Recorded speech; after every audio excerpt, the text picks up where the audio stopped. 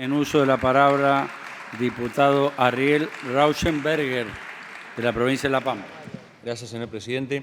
Estamos ante dos proyectos que tienen un carácter netamente centralista, que perjudican a las provincias, al interior y fundamentalmente a la Patagonia. Nos encontramos con la ley de bases nuevamente ante un proyecto inconstitucional que viola el artículo 29 y 76 de nuestra Constitución, que avasalla la división de poderes y que lo podemos sintetizar en que sigue siendo el mismo perro, pero con el mismo collar. Un tema puntual al que me voy a referir sobre este proyecto es el RIGI que no tiene ninguna medida que incentive a las pequeñas y medianas empresas, que establece una serie de beneficios a favor de las grandes inversiones, pero no establece obligaciones, que pone en una situación de competencia desleal a nuestras pymes y que vacía la masa coparticipable porque permite que el 100% del impuesto al cheque, que no se coparticipa, que no va para las provincias, que se lo queda a la nación, sea compensado a cuenta del impuesto a las ganancias, que sí se coparticipa. Si quieren hacer política económica con los impuestos, que lo hagan, pero no con el dinero de las provincias, que lo hagan con el dinero de la nación, porque las provincias demasiado nos están sacando. A su vez, a esas provincias que les exigen que los grandes proyectos de inversión tengan estabilidad fiscal por 30 años, esto preocupa seriamente y compromete las finanzas provinciales en largo plazo. A su vez también estos proyectos que tienen estabilidad cambiaria, tributaria, aduanera y que no se pueden modificar ni por una ley que las derogue ni que cambie esa normativa, esto está en contra de la doctrina de la Corte Suprema de Justicia en cuanto a la inmutabilidad del ordenamiento jurídico, que nadie tiene derecho a ello, ni tampoco a la inalterabilidad del ordenamiento jurídico, como le decía, lo cual plantea en principio un problema de seguridad jurídica para este régimen. Respecto al paquete fiscal, es un paquete regresivo, claramente regresivo, donde hay una transferencia de recursos de los asalariados, de los trabajadores, a través del aumento del impuesto a las ganancias, de la restitución, en favor de aquellos que tienen los mayores patrimonios de la Argentina, a través de la baja del impuesto sobre los bienes personales. Es un proyecto que, como le decía, restablece el impuesto a las ganancias. Entendemos que el salario no es ganancia. No solamente que restablece el impuesto, sino que a su vez aumenta la base imponible, porque aumenta los hechos imponibles, porque agrega nuevos hechos. Y en este sentido quiero hacer una aclaración, porque el miembro informante del diputado oficialista que informó sobre el paquete fiscal hizo mención que en la provincia de La Pampa, en el año 2016, se estableció un monto no imponible ajustable por inflación para los trabajadores públicos.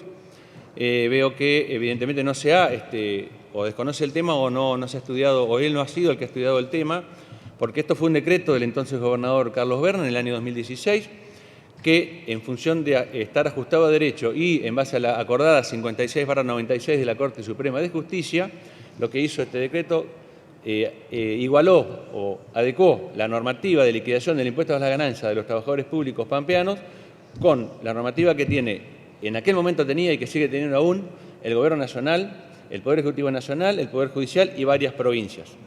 Y a su vez, en este decreto no se menciona en ningún momento la inflación, por lo tanto, se ve que le han dictado mal al diputado oficialista o leyó equivocadamente.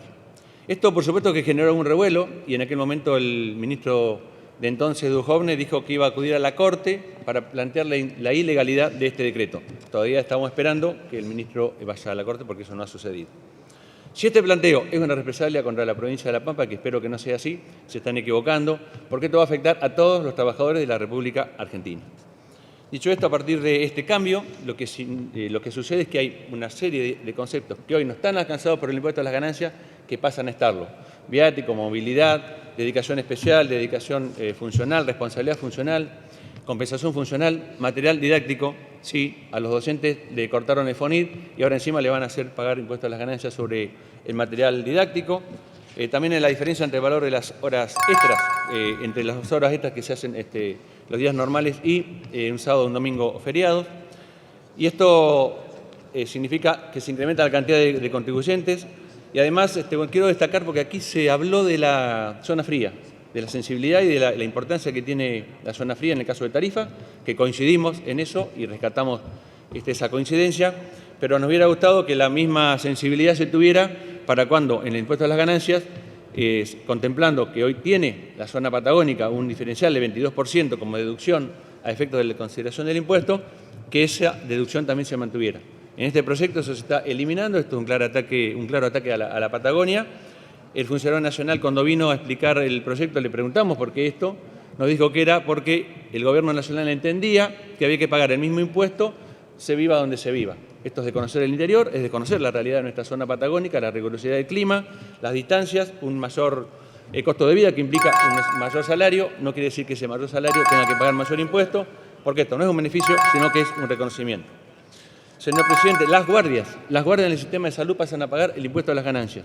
Esto había sido un logro muy importante, esto afecta al interior porque es muy difícil conseguir profesionales de la salud y esto hace que aquel trabajador de la salud que percibe una guardia, el Estado, según el concepto que tiene nuestro presidente de la Nación para los impuestos, es un robo a los trabajadores de la salud.